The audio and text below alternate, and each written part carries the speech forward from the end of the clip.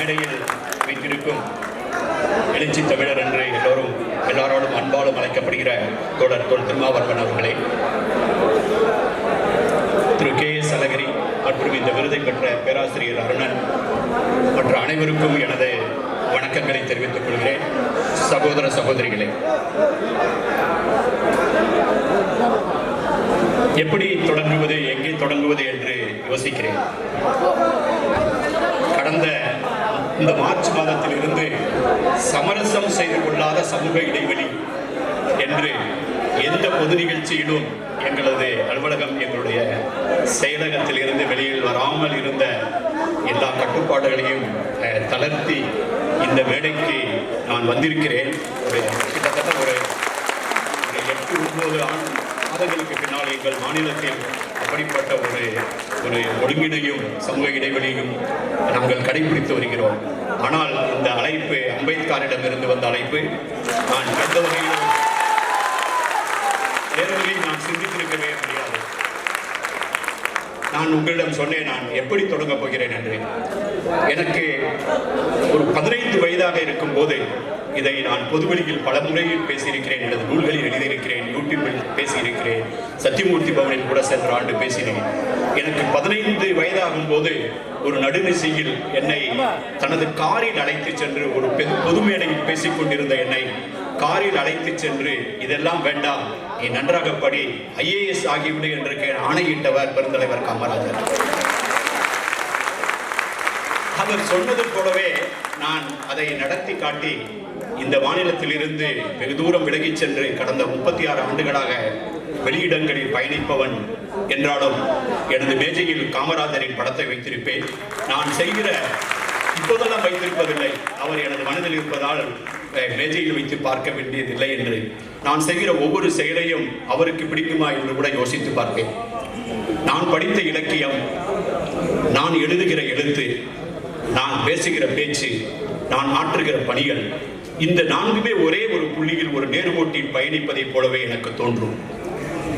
இதை எதற்காக நான் சொல்கிறேன் என்றால், ஏதோ ஒரு இடத்தில் எல்லா சித்தாந்தங்களும், நல்லதை நினைக்கிற எல்லா மனிதர்களும் சந்திக்கிறார்கள்.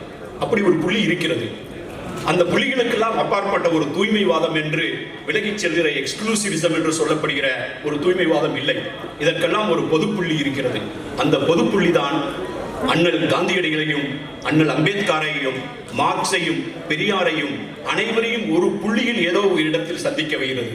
அப்படிப்பட்ட ஒரு பொது புள்ளியில் இருந்துதான் பெருந்தலைவர் காமராஜர் என்னை பார்த்து, அரைக்கால் டவுசர் போட்டிருந்தவனை பார்த்து, நீ இந்த பகுதிக்கெல்லாம் வராதே, இதற்கெல்லாம் வராதே, நீ IAS படித்து கலெக்டர் ஆகிவிடு என்ற ஒரு பொது புள்ளியில் இருந்துதான் அவர் பேசியிருக்க வேண்டும். அப்படிப்பட்ட ஒரு வார்த்தையிலிருந்து வளர்ந்து இந்த நாடு முழுவதும் பயணித்து, இந்த நாட்டில் இருக்கக்கூடிய மாவட்டங்களில் நான் தனிப்பட்ட முறையில் சென்றிராத மாவட்டம் என்றால் ஒரு 10-15 மாவட்டங்களுக்கு மேல் நான் போகாத மாவட்டங்களே இல்லை. அப்படிப்பட்ட பயணத்தை முடித்துவிட்டு 30 தேர்தல்கள், 2 நாடாளுமன்ற தேர்தல்களை நடத்திவிட்ட அனுபவத்தோடு நான் திரும்பி பார்க்கும் போது ஒரு சில நினைவுகள் எனக்கு வருகிறது. அப்படியெல்லாம் நான் விருதுகள் வாங்கிக் கொள்பவன் அல்ல, கூச்சப்படுவேன், விலகிச் சென்று விடுவேன். ஆனால் ஒரு முறை எனக்கு ஒரு தொலைபேசி வந்தது. ஆசிரியர் வீரமணி என்னை அழைத்து, பெரியார் மணியம்மை பல்கலைக்கழகத்தினுடைய 25வது ஆண்டு பட்டமளிப்பு விழாவில் நீங்கள் உரையாற்ற வேண்டும்.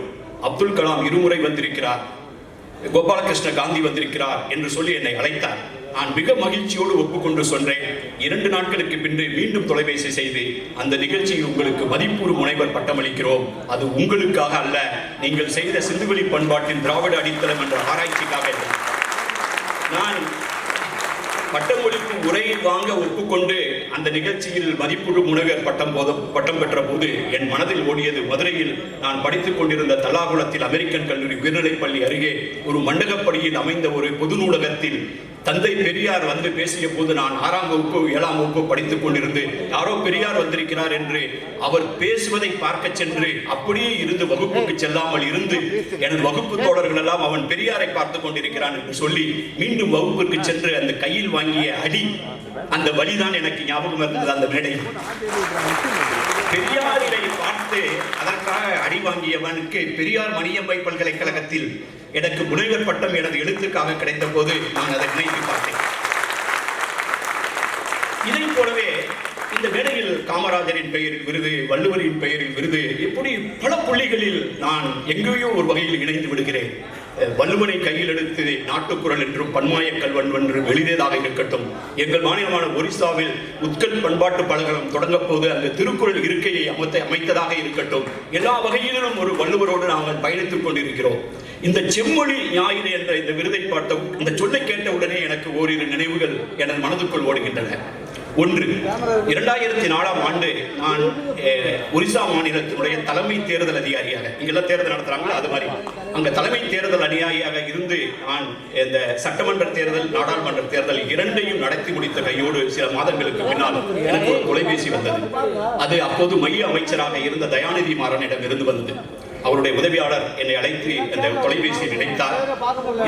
டெல்லி வருகிறதற்கு வாய்ப்பு இருக்கிறதா என்று கேட்டார். அப்போதான் எனக்கு 2 நாட்களுக்கு பின்னால் ஒரு கூட்டம் இருந்தது தேர்தல் ஆணையத்தில். நான் வருகிறேன் என்று சொன்னேன். எனக்கு 2 நாள் சென்று வருகிறேன் என்று சொன்னேன். பார்க்க முடியுமா என்று கேட்டார். நான் பார்த்தபோது செம்மொழி, தமிழ் மொழியை செம்மொழி ஆக்குவதாக ஒரு திட்டம் இருக்கிறது, நீங்கள் அறிவீர்கள். அதை அமைச்சரவையில் வைப்பதற்கு ஒரு ஆங்கிலத்தில் எல்லோருக்கும் புரியும் வகையில் இந்த வாதங்களை எல்லாம் முன்னிறுத்துவதற்காக ஒரு சுருக்கமான உரை தேவைப்படுகிறது. ஒரு 7-8 பக்கங்களில் நம்மவர்கள் 50 பக்கங்கள் 100 பக்கங்கள் என்று எழுதி அனுப்பியிருக்கிறார்கள். இதை எழுத வேண்டும் என்று சொன்னார். நான் 2 நாள் விடுமுறை எடுத்து அதற்கு பின்னால் எழுதி அதை மின்னஞ்சலில் அனுப்பி அதற்கு பின்னால் செம்மொழியாக தமிழ் மொழி அறிவிக்கப்பட்ட அன்று நான் திருச்சியில் இருந்தபோது எனக்கு ஒரு தொலைபேசி வந்தது. அந்த தொலைபேசியை எடுத்து பேசிய போது அவர் தயாநிதி மாறனுடைய உதவியாளராக இருந்த ஒரு IAS அதிகாரி ரெட்டி என்பவர் பேசினார். சார், ஒரு குட் நியூஸ். அவர் ஆங்கிலத்தில் என்னிடம் பேசினார். தமிழ் மொழி செம்மொழி ஆகிவிட்டது என்றார். நான் உடனே அப்போது திருச்சியில் இருந்தேன். வியப்பால் உறைந்த போது எப்போது என்று கேட்டேன். 5 நிமிடங்களுக்கு முன்னால் அப்படி என்றார். அப்போதுதான் அவர் பிரதமருடைய வீட்டில் இருந்து அவர்கள் கூட்டம் முடித்து வெளியே வருகிறார். தயாநிதி மாறன் அவருடைய காரில் ஏறுகிறார். உங்களிடம் சொல்ல சொல்லி என்னிடம் சொன்னார் என்றார். 5 நிமிடங்களுக்கு முன்னால் செம்மொழியானது தமிழ் என்ற வார்த்தையை நான் கேட்டபோது நான் எப்போது எழுதிய அந்த மின்னஞ்சல் நினைவுக்கு வந்தது. அதை போலவே 2010 கோவை மாநாட்டில் கலந்து கொள்வதற்காக அழைப்பு விடுக்கப்பட்டு என்னுடைய நண்பர் துணைவேந்தர், தமிழ் பல்கலைக்கழகத்துடைய அன்னாள் துணைவேந்தர் ராஜேந்திரன் என்னை டெல்லியில் சந்தித்து அழைப்பு விடுத்து ஐராவத மகாதேவனுடைய பரிந்துரையின் பேரில் முத்தமிழறிஞர் கலைஞர் அவருடைய முதல்வர் அங்கீகரித்து அந்த பெயர் பட்டியலை இறுதி செய்த போது அங்கே சிந்துவெளி பண்பாடு குறித்த மிக முக்கியமான ஒரு சான்றாகிய கொற்கை வஞ்சி தொண்டியை பற்றிய முதல் அறிவிப்பை நான் வெளியிட்டேன். ஆக இந்த செம்மொழி என்ற சொல்லின் ஊடாகவே கூட எனது பயணம் இருந்திருக்கிறது. அதனால் இந்த விருதை பெறுவதில் நான் மிகவும் மகிழ்ச்சி அடைகிறேன். சொல்ல போனால் ஒரு வகையில் நான் சொன்னேன், நாம் அனைவரும் சந்திக்கிற ஒரு பொதுப்புள்ளி ஒன்று இருக்கிறது என்று. அந்த பொதுப்புள்ளி தான் என்னை பொறுத்தவரையில் தொல்தமிழ் சமூகத்தினுடைய சங்க இலக்கியத்தினுடைய விழுமியங்களுடைய ஆணி வேராக இருந்திருக்கிறது. அதுதான் விநியோக அறம். அறங்களில் ஒரு அறம் இருக்கிறது, நீதிகளில் ஒரு நீதி இருக்கிறது. அதற்கு பெயர் விநியோக அறம், டிஸ்ட்ரிபியூட்டிவ் ஜஸ்டிஸ் என்று பெயர். அங்குதான் சமத்துவமும் சமூக நீதியும் பேசப்படும். அப்படிப்பட்ட ஒரு அறத்தை சங்க இலக்கியம் முன்வைத்தது. அதை உள்வாங்கிக் கொண்டவன் நான். இந்நான்கு இலவும் குடியும் இலவே என்று 4 குடிகளை வலியுறுத்தி சொன்னது சங்க இலக்கியம். இந்நான்களவது உணவும் இல்லையே, இந்த 4ஐ விட்டால் பூவும் இல்லையே என்று புறநானூற்று பாடல் சொல்லியிருக்கும். அதில் இருக்கக்கூடிய நுண் அரசியலை, பண்பாட்டு அரசியலை நான் யோசித்து பார்த்திருக்கிறேன். அப்படிப்பட்ட ஒரு வாசிப்பில் பழகிய நான் 1994 இருந்து 98 வரை மைய அரசு பணியில் சென்னையில் பணிபுரிந்தேன். மைய அரசின் சார்பாக அப்போது சாஸ்திரி பவனில் தென்னிந்தியாவின் தென் மாநிலங்கள் 4 மாநிலங்களுக்கும் சேர்ந்த தாழ்த்தப்பட்டோர் மற்றும் பழங்குடி மக்களினுடைய ஆணையத்தினுடைய இயக்குநராக நான் பணியாற்றிக் கொண்டிருந்தேன். அப்போது சேலத்தில் தீண்டாமைக்கு பழி தனது கண்ணுடைய பார்வையில் அடிபட்ட ஒரு சேலம் தனம் என்ற சிறுமியை பற்றி பத்திரிகையில் படித்து நானே சென்று விசாரணை தொடங்கி அதை பாராளுமன்றம் வரை கொண்டு சென்று அதற்கான தீர்ப்பையும் வாங்கி கொடுக்கப்பட்டது. மேலவழகு முருகேசனின் வழக்காக இருக்கட்டும், புளியங்குளம் வன்முறை வழக்காக இருக்கட்டும், இவ்வாறு நடந்த நிகழ்ச்சிகள் எல்லாம் செய்தியில் வருவதற்கு வந்த உடனே அந்த களத்தில் இருந்தேன். புளியங்குளத்திற்கு போகும்போதெல்லாம் இங்கு இருக்கக்கூடிய உள்ளூர் அதிகாரிகள் யாரும் அரசு வாகனத்தில் வரக்கூடாது என்று அந்த ஊர் மக்கள் தடை விதித்திருந்தார்கள். ஆனால் எனது வண்டிக்கு மட்டும் வாடகை வண்டியில் நான் சென்றேன், எனக்கு அனுமதி கொடுத்தார்கள். அப்படிப்பட்ட என்னுடைய பாதையில் திரும்பி பார்க்கும் போது 2007ஆம் ஆண்டு நாங்கள் உத்தரப்பிரதேசத்தில் தேர்தல் நடத்திய போது அங்கு 70 மாவட்டங்கள், 1,19,000 வாக்குச்சாவடிகள். அந்த தேர்தலுக்காக நான் ஓராண்டு தயார் செய்து தேர்தல் அறிவிக்கப்பட்ட நாளிலேயே தலைமைச் செயலரையும் காவல்துறை தலைவரையும் டிஜிபியும் உள்துறை செயலரையும் உடனடியாக மாற்றி நாங்கள் அந்த தேர்தலை நடத்திய போது, அப்போதுதான் 1951-52 தொடங்கிய முதல் தேர்தலில் இருந்து 2007 தேர்தல் வரை வாக்குச்சாவடி எப்படி இருக்கும் என்று பார்க்காத மக்கள் எல்லாம் உத்தரப்பிரதேசத்தில் இருக்கிறார்கள். அப்படிப்பட்ட இடங்களை எல்லாம் அடையாளப்படுத்தி அந்த ஜனநாயகத்தினுடைய வாக்குரிமைக்கு ஊறு விளைவிக்கக்கூடிய 70,000 பேர்களுடைய பெயர்களையும் அவருடைய அலைபேசி எண்களையும் குறித்து வைத்து அவர்களை தொடர்ந்து கண்காணித்து ஒரு வன்முறையும் இல்லாமல் ஒரு ரத்தம் சிந்தாமல் முதலாக ஓட்டு போட வைத்தோம். அப்போது அந்த கிழக்கு உத்தரப்பிரதேச மாவட்டத்தினுடைய ஒரு பகுதியில் ஒரு கிராமத்தில் நாங்கள் வாக்குச்சாவடி எப்படி இருக்கும் என்றே பார்த்ததில்லை. ஏனென்றால் வாக்குச்சாவடி ஒரு ஆதிக்க ஜாதியினுடைய அனைவரையும் அடக்கி ஆளுகிற ஒருவருடைய வீட்டுக்குள் இருக்கிறது.